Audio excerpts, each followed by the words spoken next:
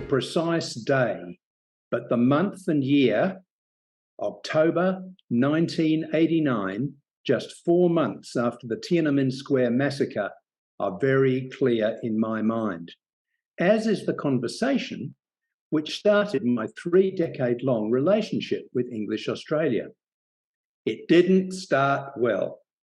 I was a Canberra-based government relations consultant or lobbyist, and a university friend, Charles Alexander, who by then was a partner in a leading Sydney law firm, rang to ask if I was willing and able to work for a client of his, the ELICOS Association, which was in dire need of government relations assistance. My reply was, Charlie, what the hell is ELICOS? Well, it seemed like that in no time at all, I knew exactly what ELICOS was, and so did my entire family. My kids, then pre-teens, soon knew the chair of EA, ELICOS Association then, Chris Bundesen, as Mobile 1, and the deputy chair, Gay Dixon, as Mobile 2. With constant international travel, Chris and Gay were early adopters of the then newfangled, huge brick-sized mobile phones, and they were prone to call me at all times of night and day, no matter where they were in the world. It's Mobile 1 on the phone, Dad, became a family joke. Chris, in fact, became a family friend, particularly for my elder daughter, who referred to her always as Mobile 1 until her sad passing not so long ago. Back in the day, you see, there were no Brett Blackers or Sue Blundells, so interaction was directly with board members who were both running their colleges and conducting all the international marketing. Believe me, you were the client from hell. There were meetings in Canberra, submissions to be written, and conference calls by the dozen. Where were Mobile 1 and Mobile 2 when I needed someone to approve an urgent media release? Usually on a plane and out of contact. It was generally the case that clients only came to me if they were having problems with the government. You were in diabolical trouble. The lucrative trade of teaching English to overseas students was at serious risk of being strangled in its infancy, overwhelmingly because of a flood of Chinese students. There were not only the 40,000 young Chinese already in Australia, there were tens of thousands who wanted to come here and had paid in advance upfront tuition fees, which was a condition of securing a student visa. The tanks rolled into Tiananmen Square in June 1989. Bob Hawke cried and let the 40,000 already here stay, but the boom was lowered on those still in China. No problem, you say. Just refund the fees for those now barred from coming here. No could do. It was a boom and bust situation. Many of the colleges were overextended, having expanded their businesses and premises to meet the expected demand. They simply did not have the cash to pay the tens of thousands of dollars of refunds. There were bankruptcies as well. In the end, the government provided $70 million in bailout funds, quite a large sum, even in today's dollars, 30 years later. Now, governments do not hand over $70 million easily or without conditions. A robust regulatory framework, the ESOS Act, and tuition assurance were developed from what was very nearly the ashes of ELICOS. But due to the drive and talent of those mostly female early leaders, English Australia was up to the challenge. Christine Bundesen was the stalwart of those early years, and I was often in her wake at government inquiries and Senate committee hearings, all of which were essential parts of building the new regulatory framework, which in fact, we have to admit, markedly improved Australia's reputation as an international education destination. Now, I have to tell you, Christine was not an easy taskmistress.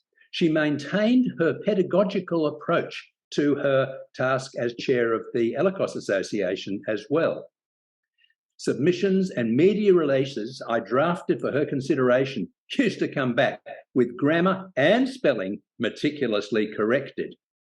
Now, I will probably not be the only contributor to this 40th anniversary to pay tribute to Christine, but I am probably the only one to have conducted an interview with her for the National Library Oral History Program.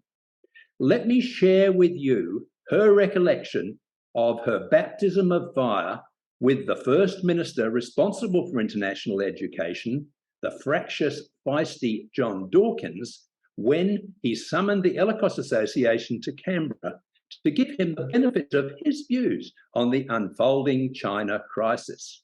It was my first time meeting in such a high echelon meeting with all the government bureaucrats sitting around the room and with us sort of sitting there almost in the witness box. And he came in and he sat down and he started, and the four-letter words were flying. I was gobsmacked. I was so shocked because I hadn't expected this kind of behaviour, this kind of language from ministers and so forth. That's my naivety at the time. And he was, really going strong. Sharks, spivs and fast buck merchants. That was in the meeting, was it? Yes, that was in the meeting. That was the low point of relations with government. Overlooked was the fact that the ELICOS Association had warned the government that the China situation was getting out of hand. The government had ignored those warnings, failing both to monitor the situation or control the flood of young people wanting to get out of China, as had been the case in other countries, particularly the US.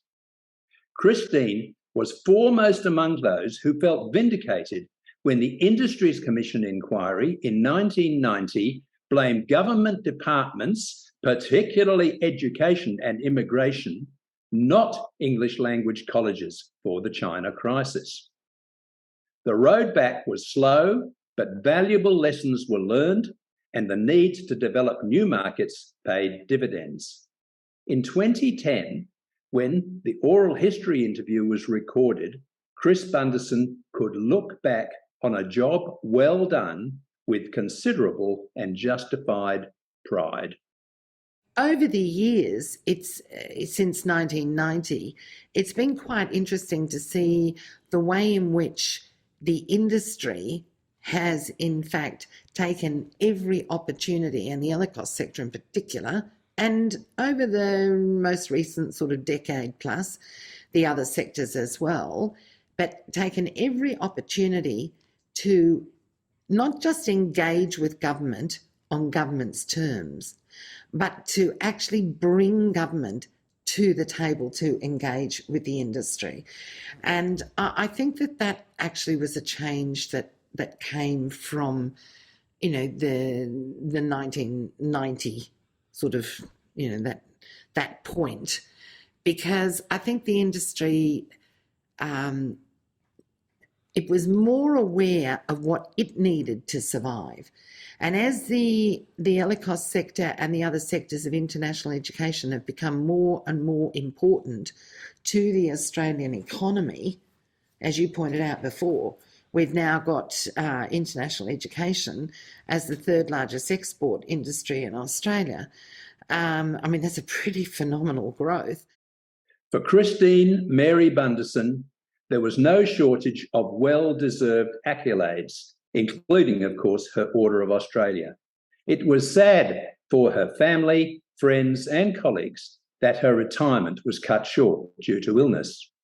One of her lasting contributions is the chapter on ELICOS that she wrote for Making a Difference, the 25-year history of Australia's international education endeavour. This book was published in 2011 in the wake of the global financial crisis, during which ELICOS commencements declined by more than 23%. Invaluable though Christine's chapter is, It will not be the last word on English Australia and its members. With the benefit of 40 years' experience, it is becoming clearer that ELICOS and the other sectors were one of the great success stories of the opening up of a more competitive and outward-looking Australia that emerged in the latter decades of the last century. You are a critical part of that new Australia, and it was my privilege to play a small part in your story.